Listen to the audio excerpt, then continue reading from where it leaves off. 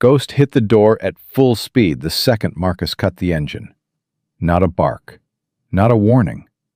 A sound from somewhere low and certain, the kind that meant something was already wrong. Marcus stepped out with his hand near his sidearm, boots finding frozen ground, eyes sweeping the porch. Two children stood in the dark. A girl, no older than 9, holding a boy half her size against her chest, with both arms locked tight. She did not flinch. She did not run. She looked straight at Marcus and said 4 words in a voice too steady for someone her age. "Can we stay one night?" If this story already has your heart, hit subscribe right now and drop your city in the comments below.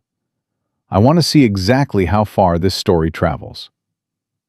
Marcus Cole had driven the same mountain road back to his off-base cabin in Cascade Ridge, Oregon, more times than he could count. 30 years old, short dark brown hair, NWU Type 3, still on his back from a night training run that had gone 2 hours longer than planned.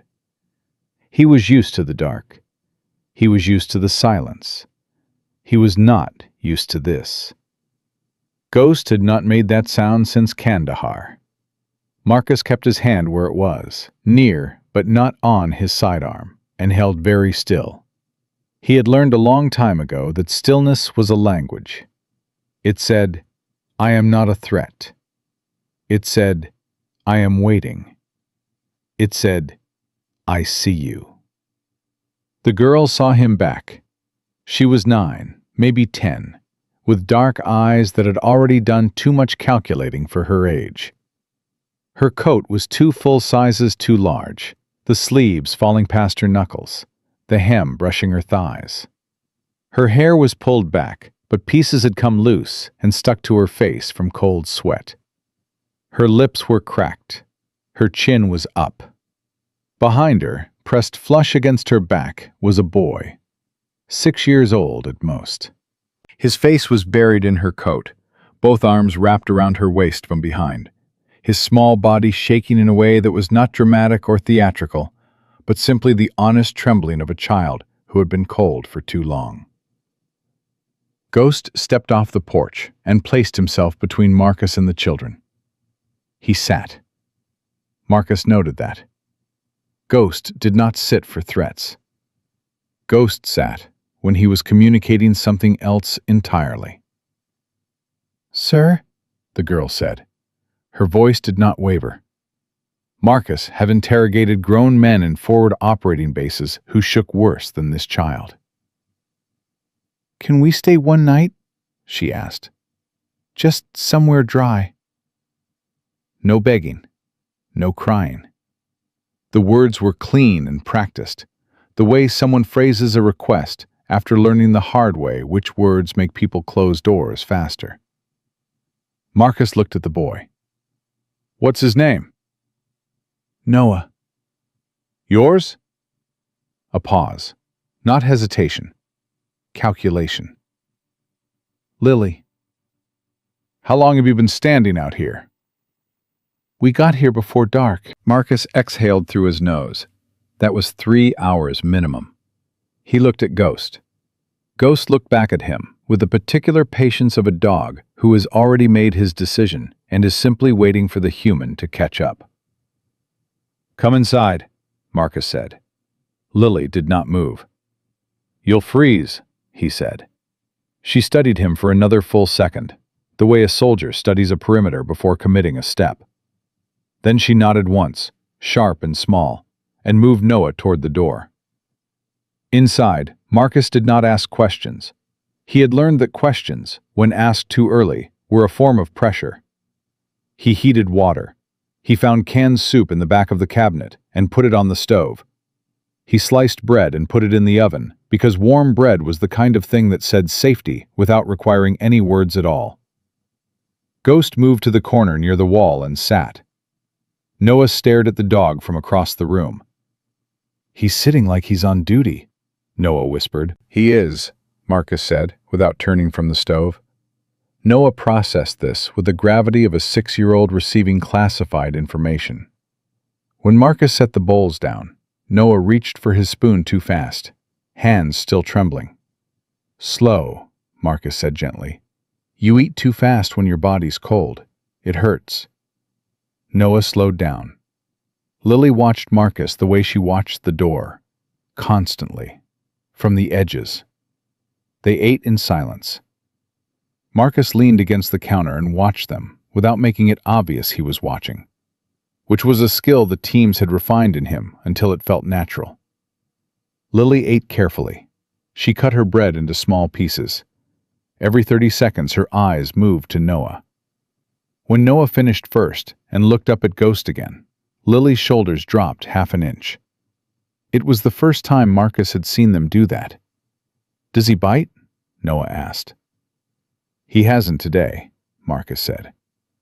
Noah considered this deeply. "What about yesterday?" "Also no." Noah nodded, apparently satisfied with the trend data. For the first time, something shifted at the corner of Lily's mouth. It was gone almost before it arrived, but Marcus saw it. He gave them blankets and pointed toward the couch. He took the chair by the window, Ghost at his feet, and let the night settle. He did not sleep. He sat in the dark and thought about the way Lily had placed herself in front of Noah before Ghost even reached the porch. That was not a learned behavior. That was bone-deep reflex. The kind children develop when shielding someone smaller has become more automatic than breathing. He thought about the practiced precision of those 4 words. "Can we stay one night?" Not, "Can we come in?" Not, "Please help us." Just, one night. Just, somewhere dry. The minimum ask. The ask of someone who has been told no enough times to know that smaller requests survive longer. The fire in the stove burned low. Outside, the wind pushed against the windows, and the Oregon forest made its particular sounds in the dark. Ghost lifted his head once around 2 in the morning, ears up, then settled again. At 4:45, the house was too quiet. Marcus stood. The blankets on the couch were folded, not bunched, not abandoned. Folded, corners aligned, stacked with a neatness that hit harder than he expected. The front door was unlocked. On the kitchen table, held down by the empty mug Noah had drunk from, was a torn piece of notebook paper.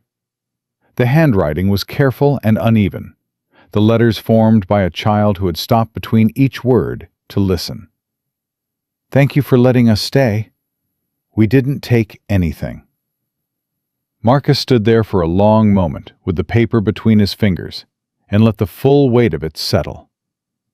They had thanked him, and they had felt the need to say they hadn't stolen anything. Ghost was already at the door, nose low, body tight with purpose, amber eyes reading something beyond the wall that Marcus could not yet see.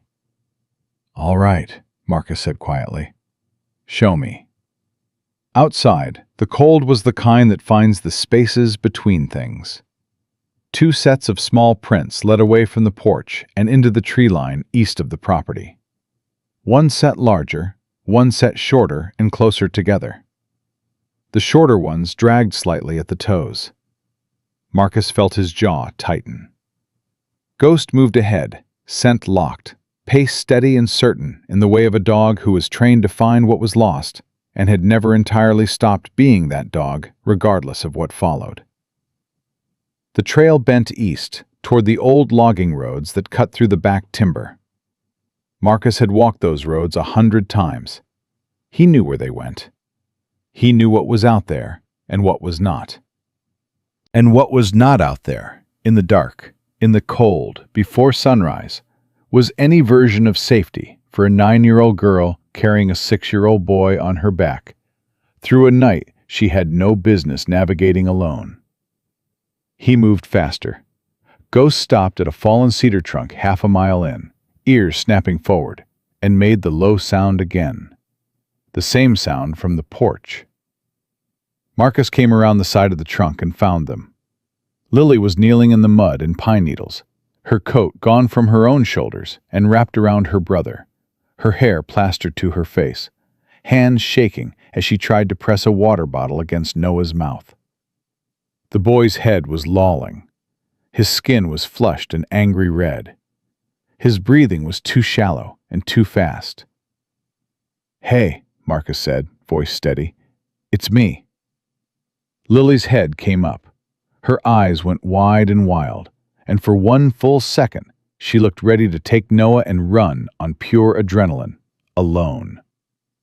Then she saw Ghost sit down beside her, and the thing she had been holding for what looked like a very long time broke open all at once. "He's hot," she said, the words tumbling out ragged and raw. "I can't make him drink. I've been trying and he won't drink, and I don't know what's wrong with his foot, but it's swollen, and he cried when I touched it, and I didn't know what to do, so I thought if we kept moving, but he couldn't keep moving, and I—" She stopped. She pressed her mouth shut. She was not going to fall apart in front of a stranger. Every muscle in her small body was refusing it. "Let me see his foot," Marcus said. He crouched, careful, slow, pulled back the sock. The foot was swollen hard. The skin around the blister split open and radiating heat. Infection already moving up toward the ankle. Deep in, fast-moving, and in a child already depleted from cold and hunger. "We're going back," Marcus said. "Urgent care, now." Lily shook her head. "We'll get in trouble." "You're already in trouble," Marcus said, "and I'm not leaving you here." She looked at him for a long moment, not with suspicion this time, with something older and harder and sadder than suspicion. "People say that," she said quietly, "before they send us away." Marcus looked at her steadily. "I know," he said. "I'm saying it anyway." He lifted Noah from the ground, the boy whimpering once and then going still against his chest. Ghost rose and moved to Marcus's left side without being told. And Lily, after one last look at the trees, as if calculating the cost of trust against the cost of what she could see happening to her brother, picked up Noah's shoes from the ground and fell into step beside them. She did not speak again until they reached the truck. "His name is really Noah," she said, "and mine is really Lily." Marcus opened the passenger door. "I know," he said. She looked at him, startled. "People who are lying," Marcus said, "don't fold the blankets." The urgent care clinic in Cascade Ridge was 23 miles from the cabin. Marcus drove it in 16 minutes. He called ahead from the road, voice clipped and precise, the way it had been trained to be in situations where seconds were the difference between outcomes. The nurse met them at the entrance before the truck fully stopped. Noah was lifted from Marcus's arms and carried inside, and the boy did not cry this time. He was too far past crying. His body had gone somewhere quieter and more frightening than tears. Lily walked in beside the gurney with her hand locked around her brother's wrist. The nurse tried once, gently, to guide her to a waiting chair. Lily did not move. The nurse looked at her face and stopped trying. Marcus stood at the edge of the room and let her stay where she needed to be. The physician on duty was a lean man named Dr. Hess, wire-rimmed glasses, hands that moved without wasted motion. He examined Noah's foot, pressed along the swelling, checked the boy's temperature, and said nothing for a full 30 seconds. Then he looked up at Marcus. "Good thing you brought him in when you did. Another 12 hours, and this conversation goes differently." Lily heard that. Marcus watched it move through her body like a current, her knees going soft for just a moment before she locked them again. They started Noah on 1-5 antibiotics. His temperature read 103.4. The physician said the infection had been building for at least 2 days, maybe 3. The blister had been the entry point. The cold and exhaustion had done the rest. Marcus stepped into the hallway and bought 2 cups of hot chocolate from the vending machine at the end of the corridor. He brought them back and held one out toward Lily. She looked at it for a moment, like she was trying to identify the catch. "There isn't one," Marcus said. She took the cup. They stood together in the small, bright room while Noah slept and the machines did their work. Ghost was in the truck. Marcus had cracked the window and left water, and Ghost had settled without complaint, which meant the dog had already decided this situation required patience rather than urgency. "How long were you running?" Marcus asked. Lily stared at the cup in her hands. 8 days. Marcus kept his voice even. "From where?" "Harlan County." She paused. "That's 4 states from here." 8 days, 4 states, a 9-year-old and a 6-year-old with an infected foot, moving through 4 states in 8 days. Marcus did the math, and then stopped doing the math, because the math was making his chest do something he hadn't felt in a long time. "Who were you running from?" he asked. Lily was quiet for so long that Marcus thought she had decided not to answer. Then she said, "Our uncle. Victor." She said the name, the way people say the name of something that has already hurt them and could still hurt them again. Flat. Careful. Eyes slightly too still. "He wanted our parents' land," she said. 30 acres along the Rogue River. Old-growth timber. He kept offering, and they kept saying no, and then things started happening. She stopped. She stared at Noah's hand, lying palm up on the blanket. First, the fence on the south side got cut. Then one of the horses got out onto the road. Dad thought it was accidents. Mom wasn't sure. Marcus did not move. He had learned that the worst thing you could do when someone was finally talking was remind them you were listening. "Then one night in October," Lily said, "we smelled smoke." Her voice stayed level, controlled with the specific control of a person recounting something they have already survived and are not certain they have finished surviving. "Me and Noah were in the root cellar. Dad made us go down there when he saw the barn. He said stay and don't come up no matter what." She swallowed once. "We heard the shots when they ran out." The room was very still. "We stayed in the cellar until morning," she said. "Then we ran." Marcus looked at her. 9 years old. Root cellar. 2 gunshots. 8 days of running. He had been in combat in 3 countries, and he could count on one hand the number of people he had seen carry something that heavy without folding. "Who was shooting?" he asked. "I didn't see his face." She looked up then, eyes direct and absolutely clear. "But I heard his voice. He called my uncle by name. He said it was done." Marcus put his cup down slowly. "You heard that?" "Noah didn't," she said immediately. "He had his hands over his ears. I made him." Something fierce moved across her face. "He doesn't know everything, and I need to keep it that way." Marcus nodded once. He understood the particular weight of information that you carry alone, so that someone smaller doesn't have to. Noah stirred on the bed, eyes fluttering. "Lily." His voice was thin and rough. She was beside him before the second syllable. "I'm here. I'm right here." "Ghost?" Noah murmured. "He's in the truck," Marcus said from the doorway. "He's waiting for you."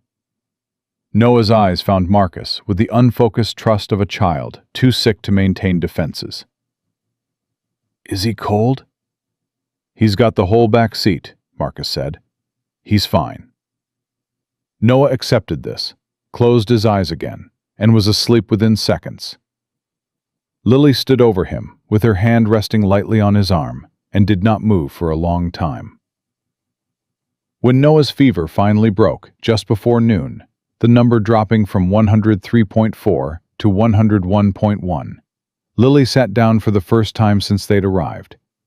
Not in the waiting chair, on the floor, back against the wall, knees pulled to her chest. She sat there, and the shaking started, quiet and private, the kind that comes when the emergency is over and the body finally sends the bill. Marcus crouched beside her. He did not offer a hug. He did not tell her it was okay. He had been told by people who did not know the situation that things were okay often enough to understand that those words, delivered too early, were a form of dismissal. "You did good," he said instead. She shook her head hard. "I almost lost him." "You didn't." "I should have found help sooner. I should have." "You found it when you needed it," Marcus said. "That's what matters." She looked at him then. Red eyes, wet cheeks, the fierce, frightened face of a child who has been in charge of someone else's survival for 8 straight days and does not yet know how to put that weight down. "Don't make us go," she said. The words came out before she could edit them, raw and urgent and very young. Marcus held her gaze without flinching. "I won't." She stared at him. "You don't even know us." "I know enough," he said. She wiped her face quickly with her sleeve, the self-consciousness returning fast, the armor going back up, piece by piece. But she did not argue, and when Marcus stood and held out his hand to help her up, she took it without hesitating, which told him more than anything she had said. They were back at the cabin by mid-afternoon. Noah bundled on the couch with his foot elevated and bandaged. Ghost stationed on the floor beside him, like something permanent and decided. Snow had started while they were at the clinic, coming down thick and soft, covering the driveway and pressing the world into quiet.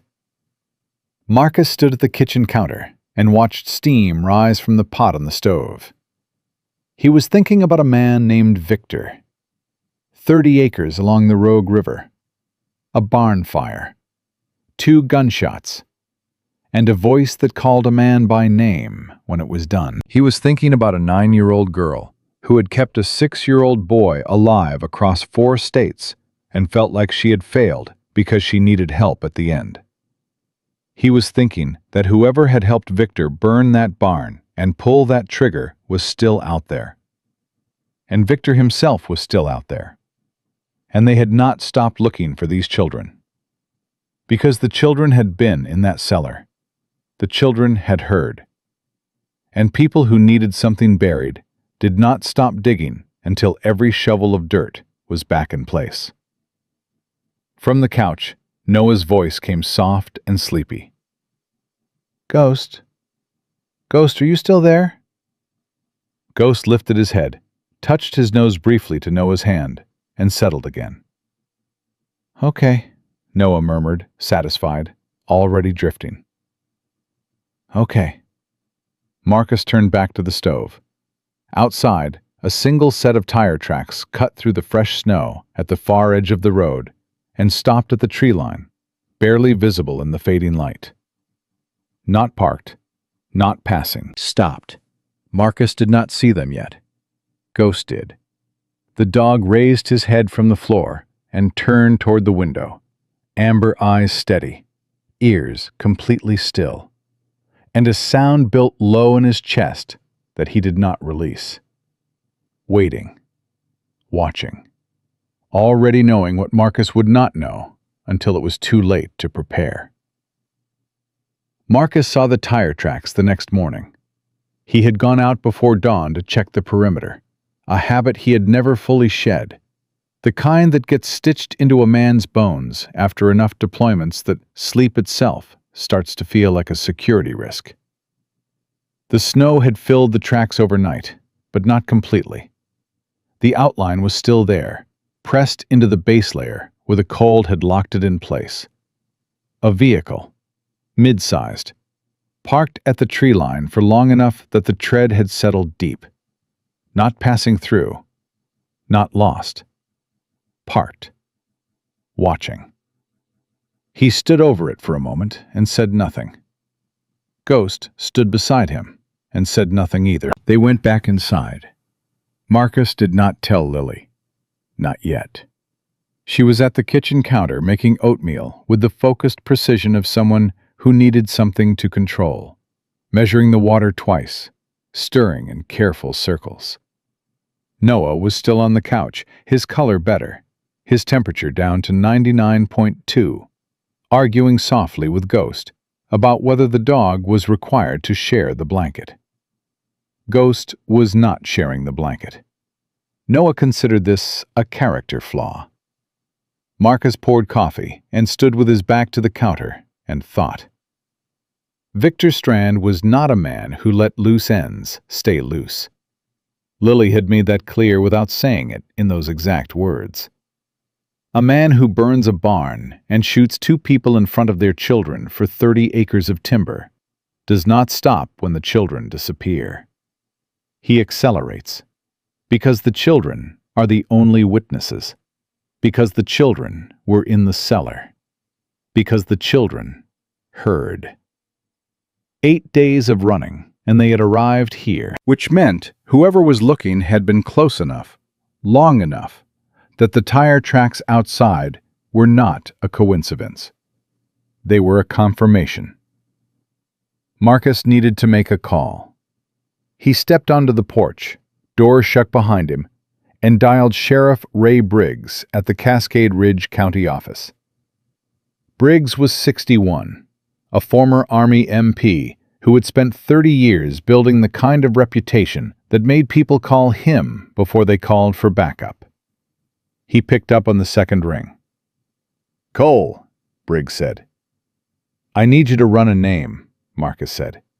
"Victor Strand, Harlan County, Oregon. Land dispute, possible double homicide 2 months back. Children were witnesses." A pause. "Where are the children now?" "With me." Another pause. Longer. "How long?" "Since 2 nights ago." Briggs exhaled through his nose. "You recording this?" "Not yet," Marcus said. "But I'm going to start." "Smart," Briggs said. "I'll pull the case file and call you back inside the hour. You got anything else?" "Tire tracks at my tree line. Fresh. Someone was watching the cabin last night." "I'll send a unit to drive the road," Briggs said. "Don't do anything until I call back." "I know how to wait," Marcus said. "I know you do," Briggs said. "That's not what I'm worried about." He hung up. Marcus stood on the porch for a moment with the phone in his hand, the cold coming through his jacket in slow degrees. Somewhere past the tree line, a branch cracked under the weight of snow and dropped. Ghost, inside, let out one low syllable and went quiet. Marcus went back in. The call from Briggs came 40 minutes later. Marcus took it in the hallway, one eye on the living room where Lily was teaching Noah a card game she had apparently invented and whose rules changed every 3 rounds in her favor. "Victor Strand," Briggs said without preamble. "Harlan County opened a file 6 weeks ago. House fire ruled accidental. 2 adults dead, both parents. Case was closed in 11 days. He paused. "The investigator who closed it is currently on Victor Strand's personal payroll as a private security consultant." The silence between them held that fact at full weight. "The kids were never found," Briggs continued. "Victor filed a missing persons report, listed himself as next of kin and legal guardian. There's a county enforcement officer named Craig Mercer who's been running the active search." Another pause. "Cole, Mercer was flagged in an unrelated IA complaint 14 months ago. Allegations of evidence tampering. Case dropped after the primary witness recanted." "So Mercer finds the kids, delivers them to Victor," Marcus said. "That's the most charitable version," Briggs said. Marcus looked at the wall. "What's the least charitable version?" Briggs said nothing. He didn't have to. "How close is he?" Marcus asked. "Mercer checked into the Route 9 motel in Ridgefall yesterday morning," Briggs said. "That's 11 miles from your front door." Marcus processed this without moving a muscle in his face, a skill he had developed over years of receiving bad information in situations where reacting to it visibly got people killed. "Send your unit now," he said. And Briggs, don't radio it. Drive it. Already moving, Briggs said. And Marcus, start recording. Marcus hung up, walked to the kitchen drawer, and pulled out his phone. He opened the recording app, set it to continuous, and placed it on the small shelf above the entry table, where it had a clean line to the front door. He had done this before. Not here, not in this country, but the principle was identical. You document what you cannot physically stop. You create evidence that survives you if the situation requires it. Then he sat down at the kitchen table, drank the rest of his coffee, and waited. It was Lily who heard the truck first. She had been mid-sentence, explaining to Noah why his card play was strategically catastrophic, when she went still. Not gradually, all at once, the way animals freeze before the sound is fully registered. Her eyes went to the window, then to Marcus. The color left her face in a single, even pull. "That's him," she said, not a question. Marcus was already standing. "Lily, take Noah upstairs. Second door on the left. Lock it. Don't open it until I say your name and his name together." "That's Mercer's truck," she said, not moving. "Marcus, he have a gun at the farm. He's the one who—" "I know," Marcus said. "Upstairs. Now." She grabbed Noah's arm and pulled him off the couch so fast the boy yelped in surprise. "Hey, I was about to win," Noah protested, then saw Marcus's face and stopped protesting entirely. They went up the stairs fast and quiet, Lily's hand on Noah's back the whole way, and Marcus heard the door close and the small metallic click of the lock. Ghost moved to Marcus's left side without being told. His body was low and deliberate, every muscle organized around a single purpose. The knock came. 3 times. Firm. The knock of someone who considers doors a courtesy rather than a barrier. Marcus opened it halfway. The man on the porch was lean and mid-40s, narrow face, dark hair combed back despite the wind, a short, well-maintained beard framing a mouth that arranged itself into a smile with the practiced ease of someone who had learned to make expressions do work that words couldn't. A badge clipped at his belt caught the porch light just long enough to register, and not long enough to examine. "Evening," Mercer said pleasantly. "Craig Mercer, County Enforcement. Sorry to come by late. Mind if I take a minute?" "Go ahead," Marcus said. Mercer's eyes moved past Marcus's shoulder in one quick sweep, cataloging, calculating. "I'm looking for 2 minors. A girl and a boy ran off from their legal guardian about 8 days back. We've had reports they were spotted in this area." He offered a brief, sympathetic shrug. "Their uncle's beside himself. Family situation." "Haven't seen anyone," Marcus said. Mercer nodded slowly, the smile staying exactly in place. "Mind if I come in and take a quick look? Just procedure. Make sure everyone's safe." "No," Marcus said. "I do mind." The smile stayed, but something behind it shifted. "That's your right," Mercer said. "I just want to make sure there's no misunderstanding here. Harboring minors who are listed as missing can create real legal complications for a person." "I'm sure it can," Marcus said. "You still don't have a warrant." Mercer tilted his head. "I can have one inside an hour." "Then come back in an hour," Marcus said. For just a moment, something surfaced in Mercer's eyes that the smile could not fully cover. Cold and calculating and impatient. The look of a man who had learned to use official language the way a blade uses a sheath, not because it was built for the blade, but because it made the blade harder to see coming. Then a sound from upstairs. A floorboard. One single creak. Mercer's eyes snapped upward, and Lily appeared at the top of the stairs. Marcus saw her the instant Mercer did. She was standing rigid at the landing, one arm out behind her, where Noah was pressed against the wall, and she was looking directly at the man on the porch, with an expression that Marcus would not forget. Not fear, something older and cleaner than fear. Recognition. "That's him," she said. Her voice broke on the second word, but it carried. "He was there. He called my uncle by name. He said it was done." Mercer's face changed instantly. The pleasantness drained out of it like water out of a cracked basin. What replaced it was not rage. It was something quieter and more efficient than rage.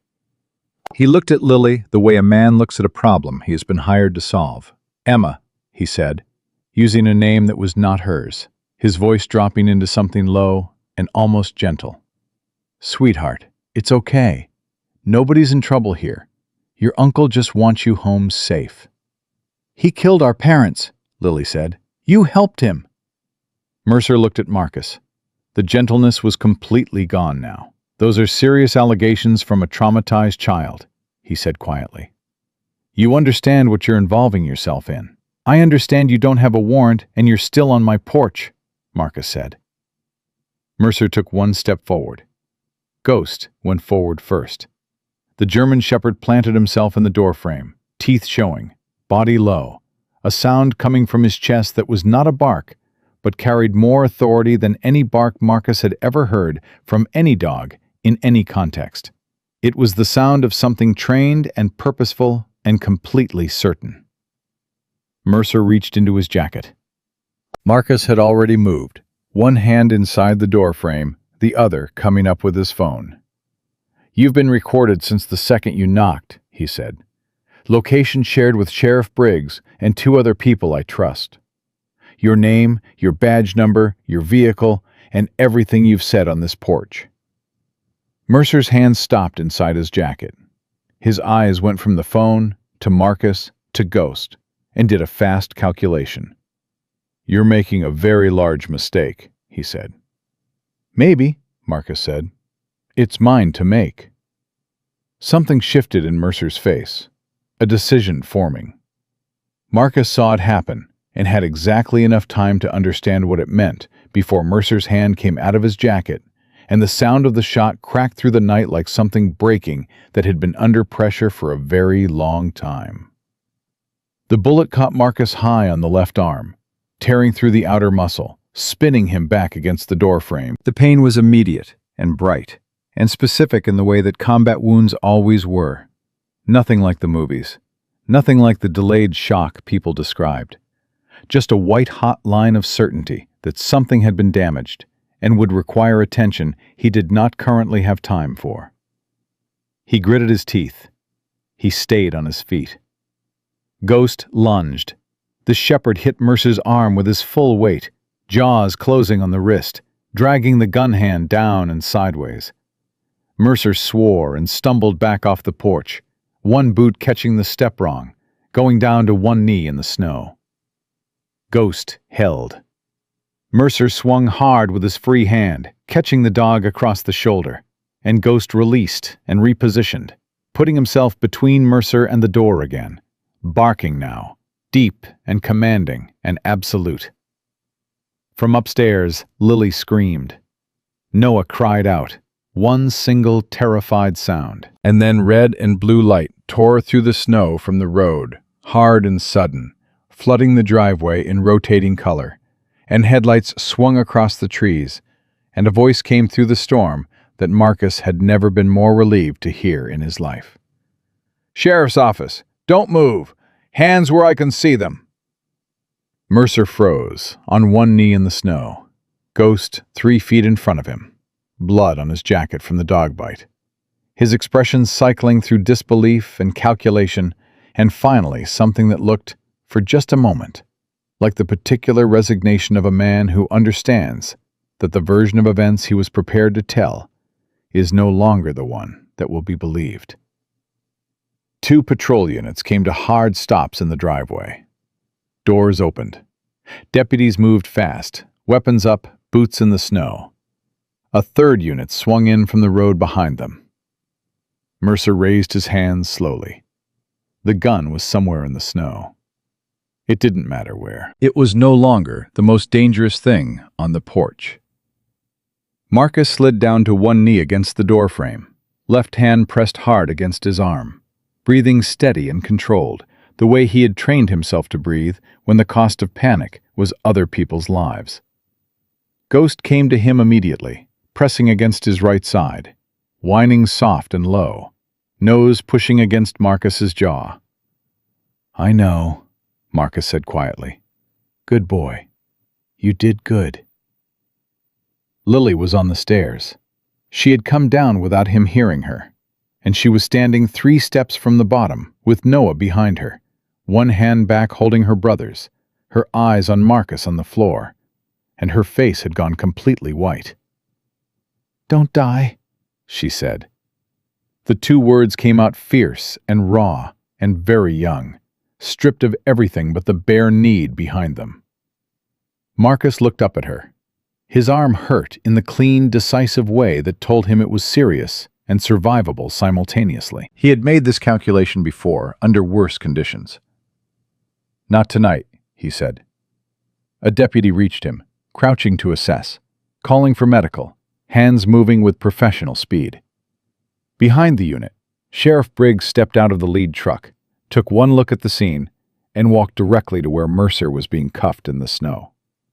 "Craig Mercer," Briggs said, his voice carrying the particular flatness of a man who has been in this profession long enough to have no theatrical relationship with justice. "You have the right to remain silent." Mercer looked up from the snow.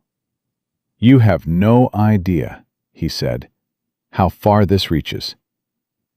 "I have some idea," Briggs said. "We'll discuss the rest at the office." They dragged Mercer toward the unit. His protest went with him into the dark, swallowed by the snow and the sound of the doors closing and the engine turning over. 3 seconds later, the red and blue lights were moving down the road toward Ridgefall, and the driveway was quiet, and the snow was still coming down soft and steady, covering everything the way snow always did, making the ground look clean again before the morning had a chance to show what was underneath. Lily came down the last 3 steps and sat down on the floor beside Marcus.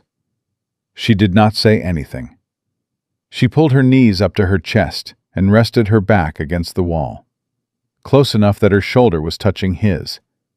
And she stayed there while the deputy worked on his arm and the paramedics came up the drive. And she did not move until the medics asked her to. Noah sat on the 2nd step above them, with Ghost's head in his lap, and said nothing at all, which was, Marcus would later think, the loudest the boy had ever been quiet. Outside, Briggs stood at the edge of the drive on the phone, speaking in the careful, even tone of a man setting larger things in motion. Victor Strand's name was moving now through channels that could not be unrung. The fire, the gunshots, the investigator on the payroll, Mercer in the back of the unit, the children who had survived the cellar and run 4 states and ended up on the porch of a Navy SEAL with a German shepherd who had already decided from the first moment exactly which side of this he was on. The thing that had been hunting them in the dark had stepped into the light tonight, and in the light, it had nothing left. The paramedics wanted to take Marcus to the hospital in Ridgefall. He told them no. The wound was a through and through, muscle only, no arterial involvement, and he had done his own field assessment before they finished unloading their kit. The lead paramedic, a stocky man named Torres, who had the particular expression of someone accustomed to arguing with people who had already decided, dressed the wound with professional efficiency, and told Marcus he was making a poor decision. Marcus thanked him and meant it. Torres left a full supply kit on the kitchen table and told him to call if the fever spiked. Marcus said he would. Torres looked at Ghost, looked at Lily, sitting on the floor with her knees pulled up, looked back at Marcus, and said nothing more. Some situations explain themselves. Sheriff Briggs stayed until past midnight. He sat across from Marcus at the kitchen table with a notepad and went through everything in the careful sequential way of a man who understood that the value of information was directly proportional to how cleanly it was documented. Marcus walked him through it all: the tire tracks, the call, the recording, what Lily had told him at the clinic, and what she had said from the top of the stairs.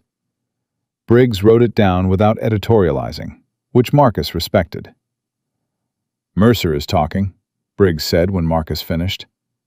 "Faster than I expected." "What's he saying?" "Enough."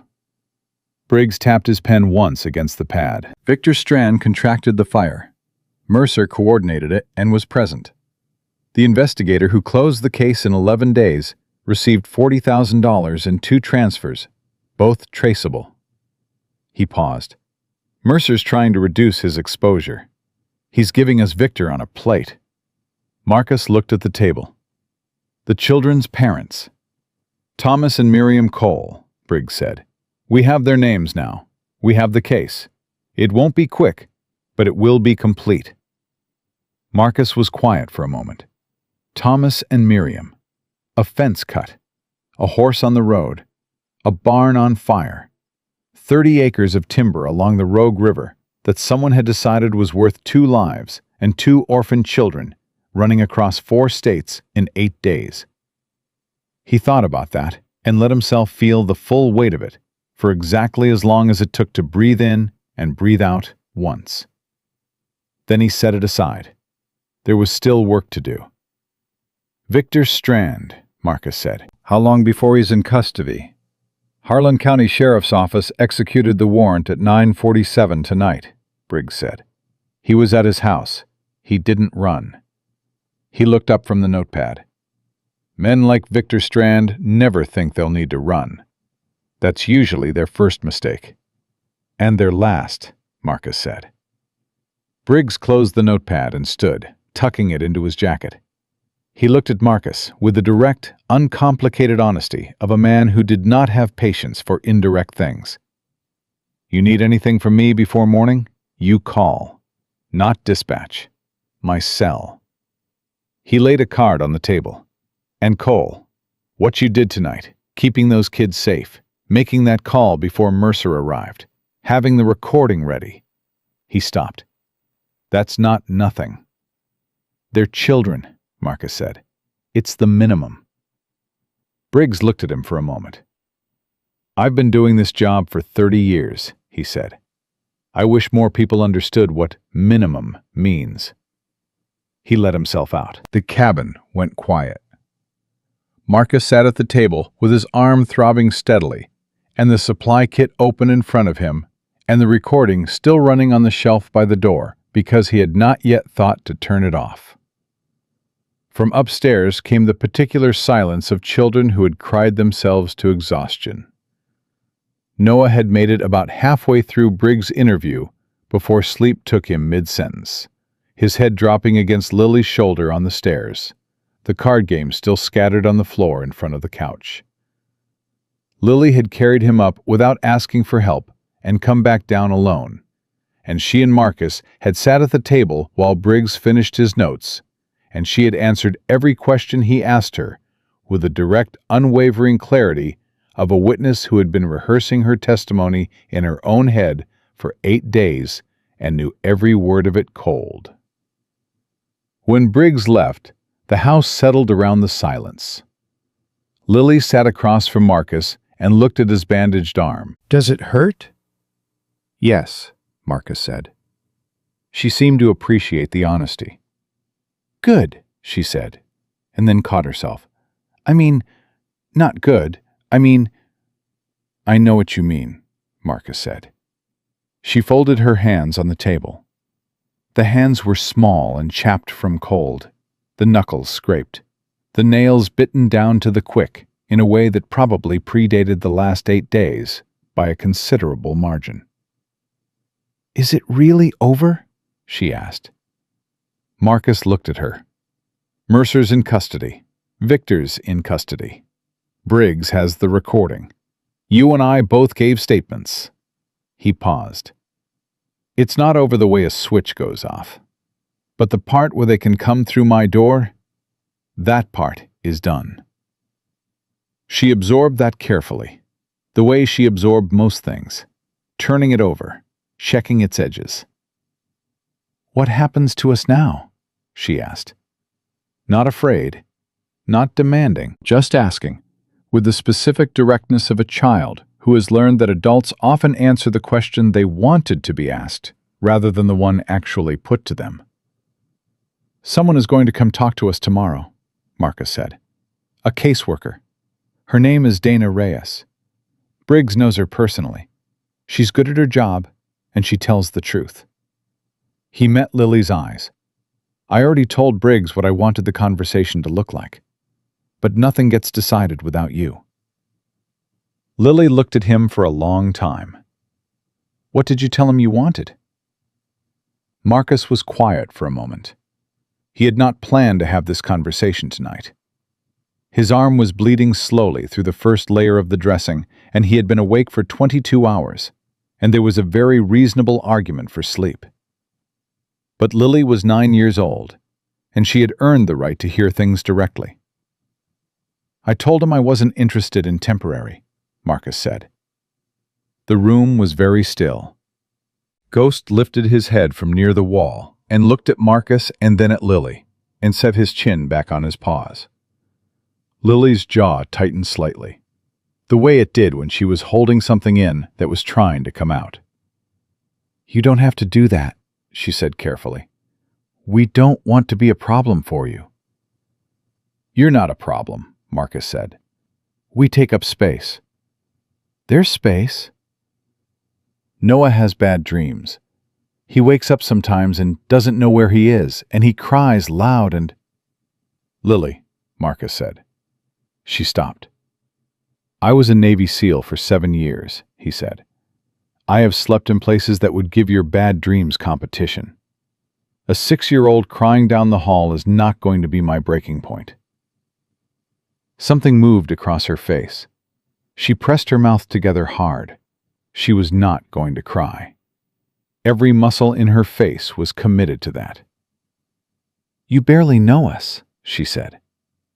"I know you folded the blankets," Marcus said. "I know you carried your brother 4 states on a foot that should have put him in the hospital 3 days earlier.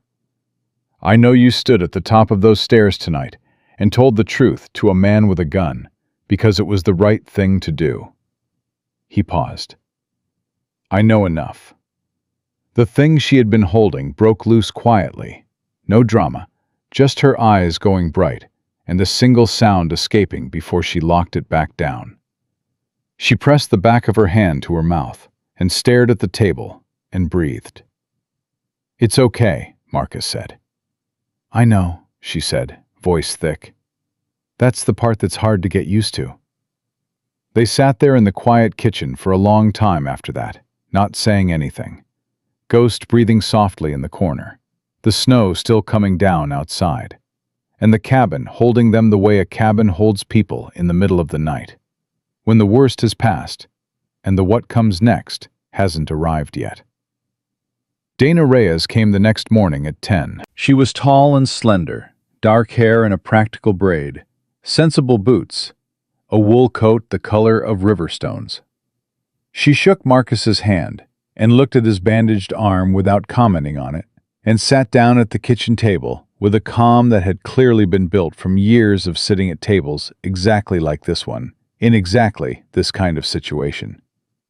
She brought forms.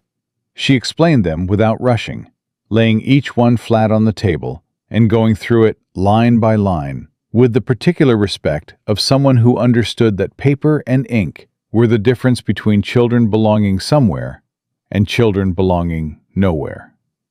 Noah sat beside Marcus during the whole conversation, not saying anything, his shoulder pressed against Marcus's uninjured arm, Ghost on his other side.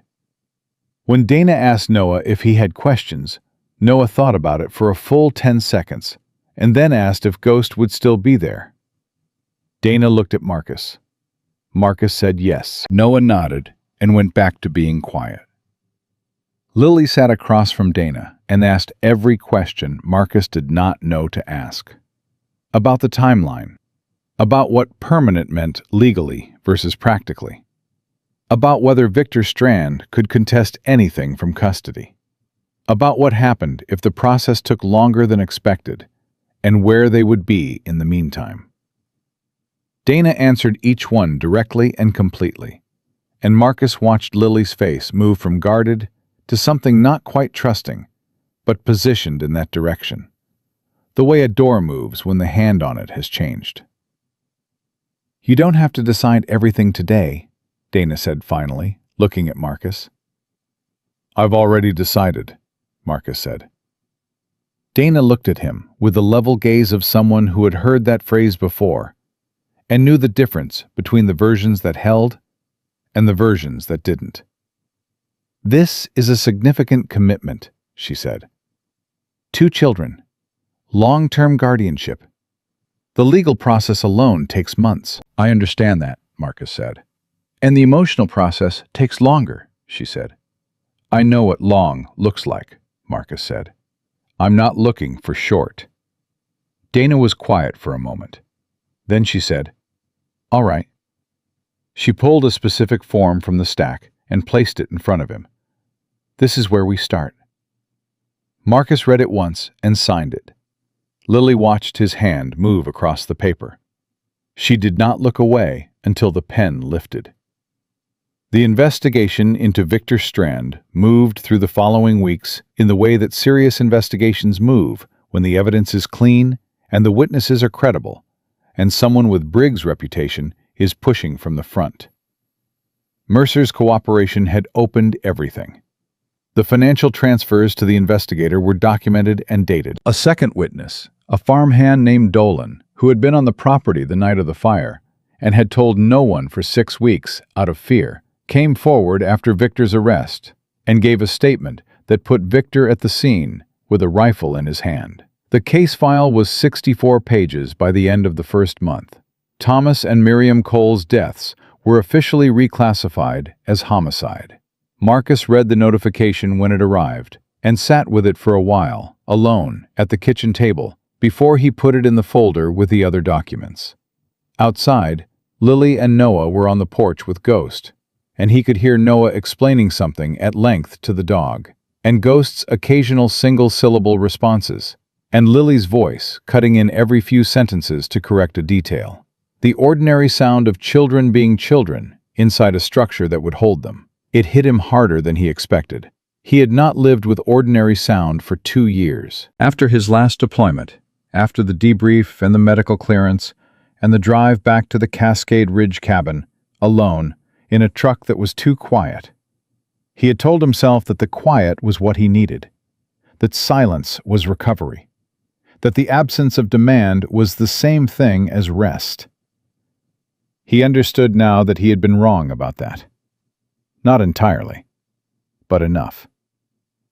The first time the school enrollment form arrived in the mail, Marcus stared at it on the table for a long moment. He had never filled out a school enrollment form. He had filled out weapons maintenance logs, and mission debrief forms, and medical assessment sheets and field conditions. But a school enrollment form was a document of a completely different kind. It was a document that said, "This child belongs here. This child has an address. This child has someone who will be called in case of emergency." He filled it out carefully and drove it to the school himself. The woman at the front desk, a round-faced woman named Mrs. Holloway, with reading glasses on a chain around her neck, took the form and looked at it and looked at Marcus and said, "Are you their father?" Marcus paused for just a second. "Guardian," he said. Mrs. Holloway looked at him over her glasses. "Well," she said, "we're glad they have one." He drove back to the cabin with the windows down despite the cold, Ghost in the passenger seat, with his nose out the gap, ears back, amber eyes half closed against the wind. The road was familiar in every detail, every bend and dip, and the place where the asphalt cracked and the gravel shoulder widened, the stand of Douglas fir that blocked the view of the valley, until the last curve before the driveway opened everything up at once. Marcus had driven this road hundreds of times and felt nothing in particular about it. Today, It felt like something. He pulled into the drive and sat for a moment, with the engine ticking down. Through the cabin window, he could see the light on in the kitchen, and the small shape of Noah at the counter, doing something with excessive enthusiasm that was probably meant to be helping with dinner, and the taller shape of Lily beside him, one hand on his shoulder, correcting him at close range. Ghost watched the window too. Then the dog looked at Marcus and made the low sound in his chest, the same sound from the first night, the one that was not a growl but carried weight, the one that said, "Something matters here." "Yeah," Marcus said quietly. "I know." He got out of the truck and went inside. Winter did not release Cascade Ridge quietly. It pulled back degree by degree, the way pain recedes after the worst of it is past. Not gone, but manageable. The body learning to move around what remains. The snow thinned to frost. The frost thinned to cold mornings that warmed by noon. The creek at the edge of the property thawed and ran loud for 2 weeks. And Noah stood at the bank every afternoon telling Ghost about the current, which Ghost endured with the patience of a dog who had accepted that some conversations required no response. Marcus healed. The shoulder ached for 6 weeks, a deep, specific ache that flared when he lifted anything heavy or slept on the wrong side. And he managed it with the same methodical detachment he had applied to every physical setback in 7 years of service. Pain was information. You noted it, you addressed it, you continued. What he had not anticipated was that healing from the wound itself would be the simpler part of what these months required from him. The harder part was learning to be a person inside a house that had other people in it. He burned breakfast twice in the first week, both times because Noah had asked him a question mid-process that required a complete answer, and Marcus was constitutionally incapable of giving incomplete answers. Lily had eaten the burned eggs without comment, and then quietly taken over breakfast duty on day 3, with the confident efficiency of someone who had been feeding a younger child since long before she should have had to. "You don't have to do that," Marcus told her. "I know," she said, and kept doing it. She cooked the way she did most things, carefully, precisely, with her full attention, always making enough for 4 without being asked, because Ghost had somehow been included in her mental head count from the beginning. Ghost, for his part, accepted this with the dignified expectation of a dog who had always understood his own importance and was simply pleased the household was coming around. The days built on each other. Marcus noticed the accumulation before he had a word for it. The cereal boxes multiplying in the cabinet, the second toothbrush in the bathroom, and then the third small one that appeared without discussion. Noah's rain boots beside the door. Lily's journal on the shelf above the fireplace, thick with pages, the cover worn soft from handling. One Saturday morning, Noah woke up before Marcus and found Ghost had moved from his usual position by the door to the foot of Noah's bed. Noah came downstairs with the dog at his heels and announced this development over breakfast as if reporting a military promotion. "Ghost slept with me," he said.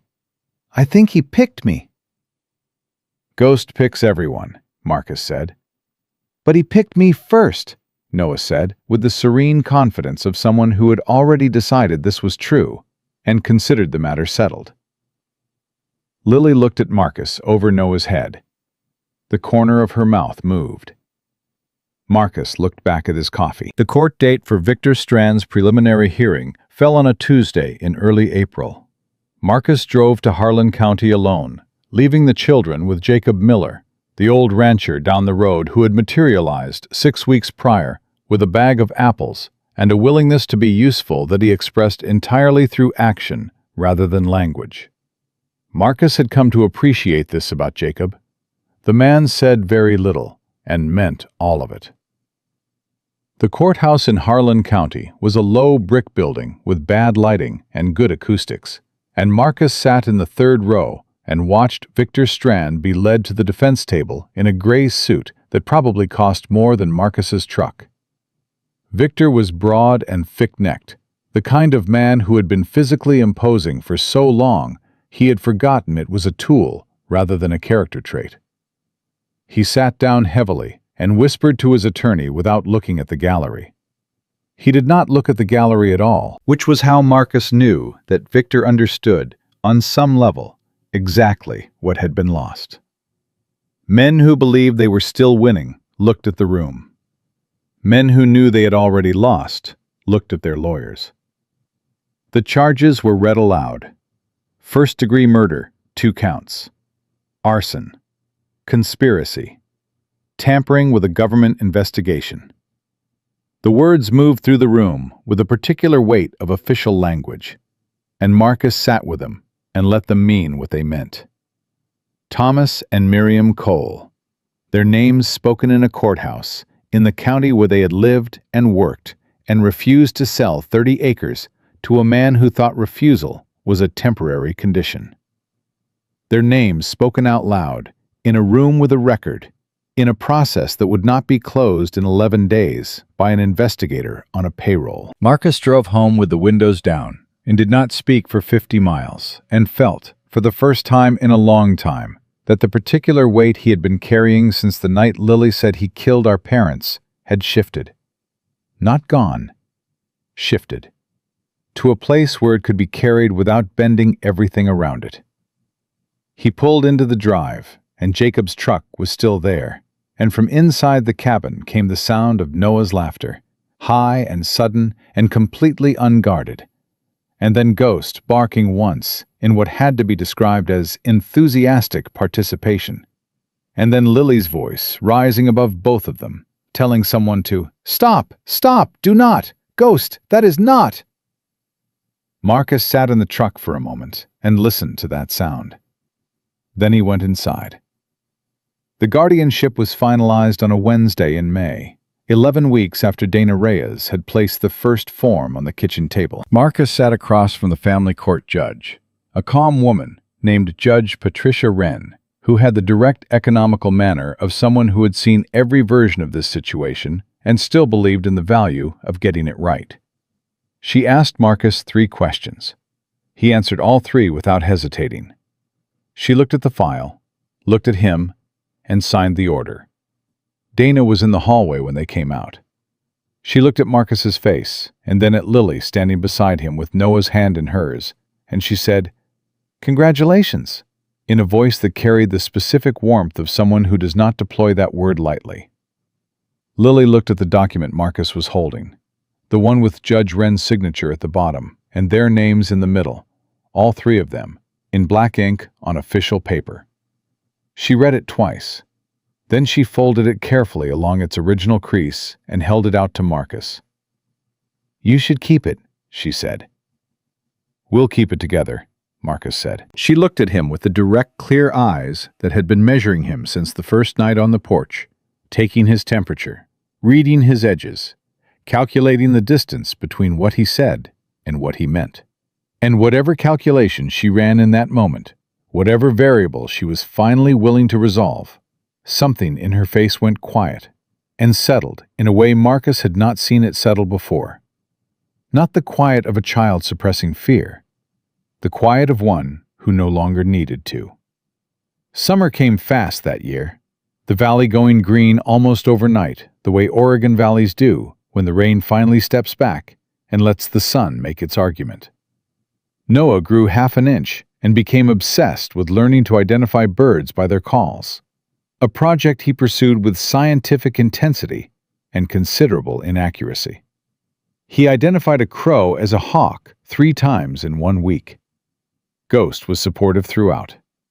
Lily started writing more. She filled her 2nd journal before July and started a 3rd, and Marcus did not ask what was in them, because he understood that some things needed space to exist before they needed an audience.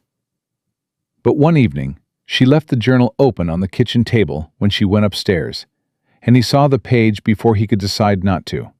A pen sketch of the cabin from outside, the porch light on, snow on the ground, 2 small figures at the door. And underneath it, in her careful, uneven handwriting, 4 words. "We found it here." He closed the journal and left it where it was. The day Noah called him Dad for the first time was not a significant day by any external measure. It was a Thursday. Noah was trying to split a piece of kindling with a hatchet 2 sizes too large for him, and making no progress, and getting increasingly philosophical about this failure. And Marcus came up behind him and adjusted his grip and said, "Keep your elbow in." And Noah said, "Okay, Dad," and then swung the hatchet, and the wood split clean, and Noah shouted, "Yes!" with a volume completely disproportionate to the achievement. And Ghost barked from the porch, and Lily from the doorway said, "Finally," like it was something she had been waiting for someone to say out loud for a long time. Marcus stood with a word in his chest and did not correct it. He was not going to correct it. That evening, after Noah was asleep and Ghost was in his spot at the foot of the bed he had apparently decided was permanently his, Marcus stood on the porch in the dark and looked at the valley the way he had looked at it 100 times before. The tree line black against a sky going deep blue. The first stars visible. The creek audible from somewhere below the slope. He had stood in this same place 2 years ago and felt the silence press against him like a wall. The silence of a man who had removed himself from everything that cost something because the cost had become too high, and he had not yet found anything worth paying it for. He heard Lily moving in her room above him, a drawer opening, her pen on paper, the quiet, deliberate sound of someone setting something down in words, because the words mattered, and she wanted them to last. He thought about a 9-year-old girl standing on a dark porch in a coat 2 sizes too large, asking for one night, just somewhere dry, with the economy of someone who had learned to want only what might actually be given. He thought about the folded blankets on the empty couch, and the note held down by a coffee mug, and Ghost at the door, already knowing what Marcus had not yet understood. He thought about what it had taken to open that door, not the physical act, the other thing, the willingness to let the cost begin again. Behind him, the light was on in the kitchen. The cereal was in the cabinet. The journals were on the shelf. The school enrollment forms were filed, and the guardianship papers were in the folder in the top drawer. And Dana Reyes had called last week just to check in, not because procedure required it, because she wanted to. Ghost pushed through the door and sat beside Marcus on the porch, pressing his shoulder against Marcus's leg. Amber eyes reading the dark the way he always had, watching for things Marcus might miss. Marcus put his hand on the dog's head. He had spent 2 years believing that what he needed was less noise, less weight, less of anything that demanded something from him. He had been so certain that the empty cabin and the silent road and the distance between himself and everything that cost something was the shape recovery was supposed to take. He understood now what he had actually been doing. He had not been recovering. He had been waiting. Without knowing it, without naming it, he had been standing at the edge of a life he had not yet chosen, keeping the door unlocked for a reason he could not have explained. And on a night in the middle of a snowstorm, a 9-year-old girl in an oversized coat had walked up to that door and knocked with 4 words, and changed every single calculation he had ever made about what he was willing to carry and what he deserved to keep. They had come to his door with nothing, no safety, no roof, no name they were certain was safe to give. And in trying to give them what they needed, Marcus Cole had discovered the thing he had not known he was missing, which was simply this: that a man without people to protect is not a man at peace. He is a man with nowhere to put what he was built for. Lily had not saved him from loneliness. Noah had not saved him from grief. Ghost had not saved him from the weight of what the years had cost. They had saved him from the quiet lie he had been telling himself. The one that said he was better alone, that the door closed was the door safe, that a life without weight was a life without risk. Marcus Cole had been wrong about that, and being wrong about it had been the best thing that ever happened to him. Inside the cabin, the light stayed on. Upstairs, a pen moved across paper. In Noah's room, a boy slept deep and dreamless, with a German shepherd at his feet, who had decided, on a dark porch on a cold night months ago, exactly where he belonged, and had never once reconsidered. Some doors, when you open them, changed the entire shape of the house. And the man who had stood in a mountain driveway in the dark, hand near his sidearm, unsure of everything except that 2 children were cold and 1 good dog had already made his decision. That man now stood on his porch in the May dark and knew, with the clean, absolute certainty of someone who has stopped running from the right direction, that this, all of this, every burned breakfast and school form and folded blanket and word that landed and stayed, was exactly what opening the door was supposed to cost. And it was worth every single cent.